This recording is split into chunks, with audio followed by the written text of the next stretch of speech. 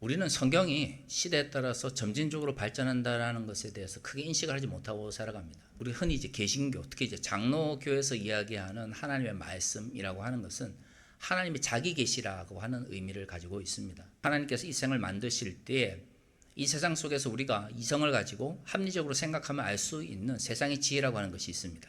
법법자 있잖아요. 법법자를 풀이를 하면 그렇다고 합니다. 물 숫자와 흐른다라고 하는 이 두 개가 합쳐져서 법이라고 하는 의미가 된대요. 그러니까 예전에 이제 동양 철학에서는 법이라고 하는 것을 물이 높은 데서 낮은 데로 자연스럽게 흘러가는 과정이라고 생각을 한 거예요. 옛날 사람들이 생각했던 그 법이라고 하는 건 그런 것 같습니다. 착한 일을 하면 칭찬을 받고 나쁜 일을 하면 벌을 받는 것. 그게 물이 높은 데서 낮은 곳으로 흘러가는 것처럼 자연스러운 거죠. 근데 인간이 살아가다 보면 그게 안 되잖아요. 착한 일을 했는데 처벌을 받거나 악한 일을 했는데 잘 먹고 잘 사는 경우가 많습니다. 그러니까 세상이 그런 어떤 불의가 넘쳐나니까 그걸 바로잡기 위해서 생긴 게 법인 거죠. 그런 의미에서 법은 인간의 자연적인 본성을 잘 드러내는 것이어야 된다라고 고대인들은 생각을 한 것 같습니다. 사람들이 세상을 살아가면서 하나님께서 처음 이 세상을 만들어 놓으실 때 흔히 자연의 질서 속에 들어가 있는 자연의 법이라고 하는 것을 우리가 이성과 합리적인 사유를 통해서 깨달을 수 있는 거라면 하나님의 뜻으로 대표되어지는 방식은 하나님께서 우리에게 자신의 뜻을 나타내 주지 않으시면 알 수 없다라는 전제가 깔려져 있습니다. 그래서 우리는 예수께서 우리에게 하나님 나라의 복음을 선포하셨다 이야기를 하지만 조신학적 측면에서 보면 하나님께서 자신을 드러내셨다. 하나님의 자기 계시를 곧 우리는 하나님의 말씀이라고 하는 거죠. 그럼 왜 하나님께서 굳이 스스로 이 세상을 만드시고 그 속에서 자연적으로 깨달을 수 있는 질서, 이성과 합리성을 통해서 깨달을 수 있는 지혜를 주셨음에도 불구하고 하나님께서 왜 자신을 직접 드러내는 자기 계시의 방식으로 하나님의 뜻을 우리에게 보여주셨는가 생각해 보면 그러한 자연적 질서를 깨달아도 사람들이 그것대로 실천하지 않는 거죠. 그러니까 법을 만드는 이유가 앞에서 말씀드린 것처럼 불의한 자가 처벌받고 정의로운 자가 선물을 받아야 되는데 그게 안 되니까 법을 만들어서 그걸 바로잡고자 한 거죠. 그래서 로마서에도 보면 바울이 그런 이야기를 합니다. 세상의 권세에 복종하라 그 이야기를 하거든요. 아마 많이 들어보셨을 거예요. 과거 한국교회에서는 그냥 권력 있는 사람한테 복종하는 게 하나님 뜻이다 이렇게 가르쳤는데 사실 그 본문을 잘 살펴보면 전후 문맥 속에서 어떤 전제 조건이 있냐면 너희가 올바른 대로 살아가면 세상의 권력을 두려워할 필요가 없다고 그래요. 왜? 그 세상의 권력은 의로운 자에게 선물을 주고 악한 자를 처벌하는 권력이기 때문에. 근데 만약 너희가 악한 일을 행하면 너희가 두려워해야 된다는 거죠. 왜요? 우리가 잘못을 했으니까 세상의 법대로 하면 처벌을 받게 되어 있으니까. 그러나 우리가 잘못을 저지르지 않으면 세상의 권력을 세상의 법을 두려워할 필요가 없다라고 이야기를 합니다. 그러니까 거기에도 이런 법칙이 잘 드러나는 거죠. 착한 일을 하면 선물을 받아야 돼요.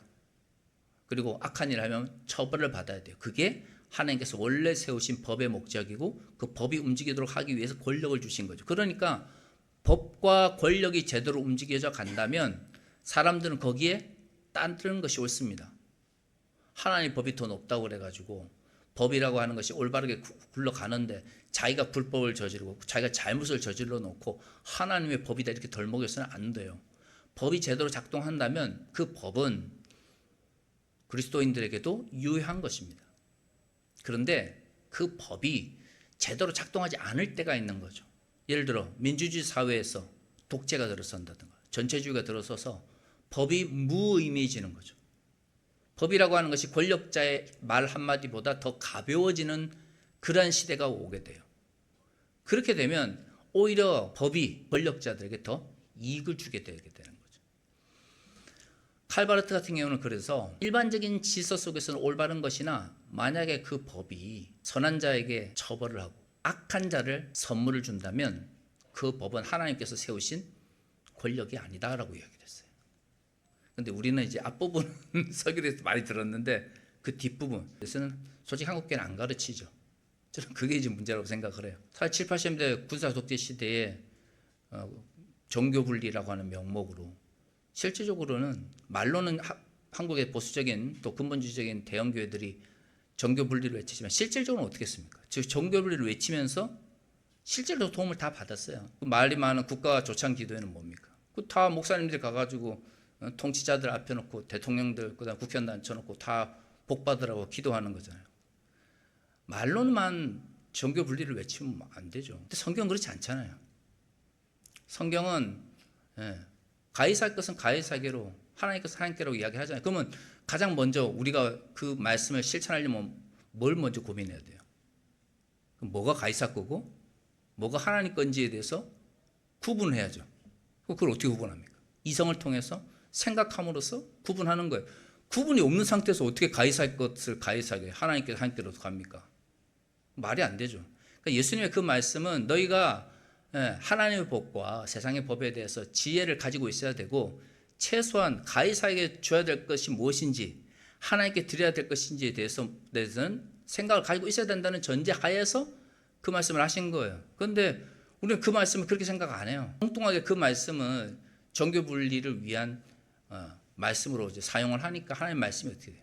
왜곡이 돼요. 그 시대 속에서 로마 제국이라고 하는 상황 속에서 로마의 황제가 신의 아들로 인정받던 사회 속에서 하나님의 것과 가이사의 것을 분리했다라고 하는 것 자체가 오늘날 우리가 살아가는 민주주의 사회 속에 생각하는 종교 분리와는 완전히 다른 의미를 가지고 있다는 생각을 해야 되는데 그런 문화적인 것을 다 빼버리고 성경을 문자적으로 받아들이니까 성경에 오해가 생기는 거죠. 구약의 말씀도 마찬가지입니다. 구약의 말씀도. 율법 자체가 나쁘냐? 율법이 나쁜 게 아니고요. 율법이 감당해야 될 역할이 있어요. 근데 그 역할은 특정한 시대에 유효한 거예요. 그러면 율법이라고 하는 것이 특정한 시대에 유효한 거라면 시대가 바뀌었으면 어떻게 될까요? 앞에서 말씀드린 것처럼 법이라고 하는 게 원래 원칙대로 지켜진다면 당연히 그리스도인들 거기에 따라야 되지만 독재나 전체주의처럼 법이 사람들을 억압하고 하나님의 자리에 국가가 오르려고 할 때 그 법은 국가를 우상화하는 도구로 사용되었을 때도 여전히 그것이 그리스도인이 따라야 될 법이 되느냐? 아니죠. 그러면 율법은 어때요? 율법이 나쁜 것입니까? 아닙니다. 율법은 하나님께로 이끄는 초등교사와 초등학문과 같은 역할을 합니다. 그러면 하나님을 만났어요. 예수를 만났어요. 그럼 그 다음에는 율법이 나쁜 게 아니죠. 그 다음에는 우리가 어떻게 해야 돼요? 율법에서 벗어나 또 성숙된 믿음의 복음의 가치로 나아가야 하는 거예요. 율법이 나쁜 게 아니고 율법에 머물려고 하는 왜곡된 마음이 나쁜 거죠. 하나님의 법이 나쁜 게 아니고요. 하나님의 법은 그 시대에 필요한 방식으로 주어주셨는데 사람들이 달라진 시대, 그 다음에 하나님의 새로운 시대를 인정하지 못한 상태에서 과거의 구시대적인 방식에 머물려고 하니까 과거에는 올바랐던 것들이 지금 이 시점에서 나쁜 것, 틀린 것이 되어버린 거예요. 은밀히 이야기하면 율법을 나쁜 것으로 만든, 율법을 악한 것으로 만든 건 하나님이 아니고요. 사람들입니다. 그 사람들 중에서 하나님의 백성이라고 스스로 믿었던 이들이 복음의 시대가 열렸음에도 불구하고 여전히 율법을 지켜야 된다라고 그리고 자신들뿐만 아니라 비유대인들에게도 강요함으로써 어느 순간 율법이 나쁜 것, 악한 것, 반대로 하나님께로 나오지 못하도록 사람들을 가로막는 걸림돌이 되어버린 것이죠.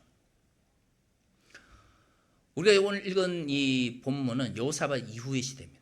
여호사밧은 정말로 훌륭한 왕이었어요. 근데 이제 이 사람에게서는 아람 왕과의 그 관계성 속에서 아버지의 몰락을 지켜봤기 때문에 어떤 마음이 있었냐면 적어도 자기가 있는 동안은 평화가 유지되고 특히 북이스라엘과 관계성 속에서 정치적인 안정이 굉장히 중요하다라고 하는 그 인식을 가지고 있었어요.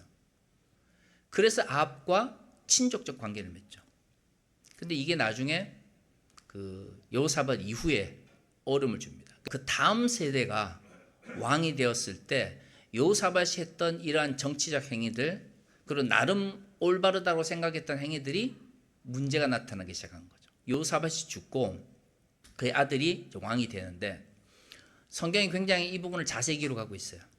그러니까 아들들이 있었는데 장자를 제외하고 나머지 사람들한테는 뭘 줬냐면 자신이 가지고 있던 재물과 그 다음에 성을 줬어요. 그러니까 성을 줬다라고 하는 뭘 의미할까요? 14세기까지만 하더라도 중세의 봉건 체제가 일반적인 통치 방식이었어요. 왕은 중앙에 그냥 상징적으로 있고 지역에서 영주들이 통치하는 방식. 이스라엘도 마찬가지예요. 이스라엘이 다윗이라든가 솔로몬과 같이 아주 빛나는 이런 왕들의 모습이 많이 등장을 하니까 우리는 이스라엘의 특히 이제 남유다 같은 경우는 중앙 집권적인 통치를 오래 했다고 생각을 하지만 실질적으로 살펴보면 이스라엘은 그 바벨론 포로기로 끌려갈 때까지도 어떤 전통이 강하냐면 12지파로 나눠져 있었던 부족 국가의 전통이 여전히 남아 있었어요. 자녀들에게 재산을 나눠주는 것뿐만 아니라 성을 나눠줬다라고 하는 것은 장자가 있음에도 불구하고 권력을 지역별로 나누어서 통치하기를 바랬던 거예요. 근데 이제 장자 입장에서는 이런 아버지의 모습이 아름답지 않았던 거죠. 요사밧의 생각에는 이스라엘이 좀 더 안정적으로 통치되기 위해서는 아들들이 많기 때문에 이 아들들이 권력 다툼을 하는 것보다는 지역별로 어느 정도 권력을 나눠주고 장자를 중심으로 서로 협력하는 게 좋겠다라고 생각을 했는데 이제 장자 입장에서 왕이 되고 나니까 아버지의 그런 모습들이 싫었던 거예요. 그럼 아버지의 뜻을 몰랐을까? 그건 아니에요. 아버지의 뜻을 알고 있었어요. 그런데 그렇게 하지 못하게 만들었던 이유 중에 하나가 오늘 우리가 본문을 보면 뭐가 있죠? 아합과의 결혼을 통해서 얻게 되었던 왕비, 외척이라고 하는 특정한 이 측면이 이러한 안정적인 지역 통치를 못하도록 이끈 거죠. 이렇게 형제를 잡아 죽이면서 중앙 집권적 통치를 하는 왕은 나쁜 왕이죠. 나쁜 왕이에요. 그럼 어떻게 해요? 심판을 해야 돼요. 그럼 가장 좋은 심판은 뭘까요? 외부의 적을 데려와 가지고 남유다 왕국을 어떻게 밀어버리는 거죠. 북이스라엘처럼. 근데 오늘 본문에서도 뭐라고 이야기하고 있습니까? 하나님께서 그렇게 하고 싶었는데 그렇게 하지 않았어요. 이유는 다윗과의 언약 때문에. 그러니까 요사밧은 본인이 착한 일을 한 게 있기 때문에 멸망시키지 않으셨어요. 그런데 이 그의 아들들의 시대에는 분명히 하나님께서 멸망시키기를 원했지만 다윗의 약속 때문에 어떻게 해요? 하지 않은 거죠. 그럼 다윗은 자신이 살아있을 때는 그 약속이 이루어진 걸 봤을까요? 안 봤을까요? 못 봤죠. 그러니까 우리는 하나님의 약속 그러면 어떤 생각이 있냐면 내가 오늘 기도를 했어요. 그럼 하나님의 약속은 지금 어떻게 돼요? 지금 이루어져야 되는 거예요. 지금. 대부분의 사람들이 하나님께 기도했는데 하나님의 약속이 이루어졌어요. 하나님께서 저를 인도해 주시는 것 같아요. 이런 말을 할 때 대부분 어떤 경우예요? 내가 지금 어려움을 겪고 있죠. 내가 오늘 기도해가지고 내일 문제가 해결되지면 누구나 다 어떻게 합니까? 하나님의 인도하심을 경험했다고 그래요. 대부분 예전에 무슨 부흥에 나와가지고 신앙 간증할 때 했던 이야기 다 그런 이야기예요. 뭐 사업이 어려웠는데 뭐 어려움을 겪었는데 기도했더니 뭐 나무 뿌리를 뽑았더니 주께서 어떻게 하셨어요? 응답해 주셨어요. 그러니까 우리 의식 속에서는 어떤 게 있냐면 하나님의 뜻이 이루어지려면 지금 당장 내가 기도할 때에 내가 원하는 방식으로 이루어져야 돼요. 하나님의 약속들 중에는 때로는 내가 그 결과를 못 볼 때도 있어요. 하나님의 약속 중에는 시간을 필요로 하거나 때로는 내가 기도했는데 나의 자녀들 혹은 나의 형제들 내가 사랑하는 이들이 그 열매를 거둘 때도 있는 거예요. 근데 어느 순간부터 한국교회에서 그런 하나님의 응답하심에 대한 전통이 많이 사라졌어요. 뭐든지 무슨 집회를 가면 하나님의 뜻이 이루어져야 된다는 거면 내가 지금 당장 이루어져야 돼야 하나님께서 나를 인도하시는 것처럼 이야기를 하는 거죠. 근데 구약을 흐르는 하나님의 축복에서 제일 큰 게 뭡니까? 아브라함에게 준 축복이죠. 아브라함에게 준 축복 중에 제일 큰 게 뭐예요? 네 자손이 바다의 모래처럼 많을 거라는 거예요. 아브라함은 평생 땅도 없이 살았어요. 그래가지고 죽을 때 무덤이 없어가지고 그 가나안 땅에서 아브라함을 귀하게 여기는 사람한테 땅을 사가지고 아내도 자신도 거기에 죽었어요. 사실 요즘에 한국 사람들이 이야기하는 기복이라고 하는 측면에서 보면 아브라함이 정말 복을 받은 사람일까요? 아브라함이 정말 잘 먹고 잘 살았던 사람일까요?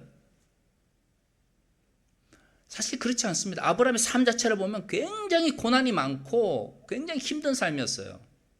그런데도 우리는 아브라함의 언약, 아브라함을 복받은 사람이라고 그래요. 왜 복받은 사람이라고 그러죠? 하나님께서 그 언약을 기억하셔가지고 그 시대뿐만 아니라 그 후대까지도 이스라엘을 기억하셨기 때문이죠. 다윗의 복은 어떤가요? 다윗 위대한 왕이죠. 하지만 왕이 되고 나서도 그 왕이 되기 전까지 고생은 진짜 많이 했던 사람입니다. 근데 잘 먹고 잘 살기에는 다윗보다 누가 더 잘 먹고 잘 살았어요? 솔로몬이 더 잘 먹고 잘 살았어요. 다윗은 가장 큰 복, 너의 후손이 이 남유다를 통치하실 거다라고 하는 그 복을 본인이 살아있을 때는 못 봤어요. 왜냐하면 본인이 살아있을 때는 솔로몬이 왕이 돼야 되는데 장자가 쿠데타를 일으켜가지고 장자를 죽여야 되는 비극을 경험했던 사람이에요. 그런데 이 구약에서 가장 복을 많이 받았다고 하는 두 사람, 아브라함과 다윗은 본인들이 살아있을 때는 그 복을 누리지도 못했어요. 그런데 왜 우리는 그들의 복에 대해서 이야기를 하나요?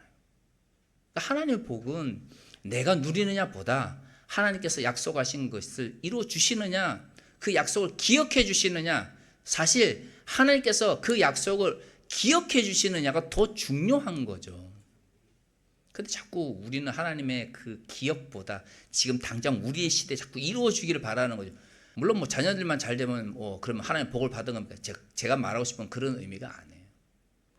복이라고 하는 게 때로는 지금 당장, 때로는 나에게 나타나지 않을 수도 있어요. 그런데 그렇다고 해서 하나님께서 여러분들을 버리시는 게 아니에요.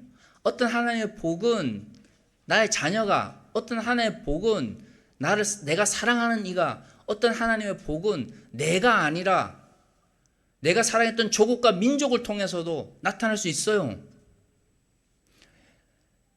대한 독립을 위해서 노력했던 애국자들 보십시오. 후손들도 고생하고 어떤 이들은 한국적 정서를 모르는 상태에서 저기 러시아에서 한국인으로서의 정체성도 사라지는 경우도 많았습니다. 그러면 그렇게 조국을 위해 투쟁했던 분들은 그럼 불행한 삶을 사신 분들입니까? 그러니까 우리가 그렇게 자꾸 생각을 하는 거예요.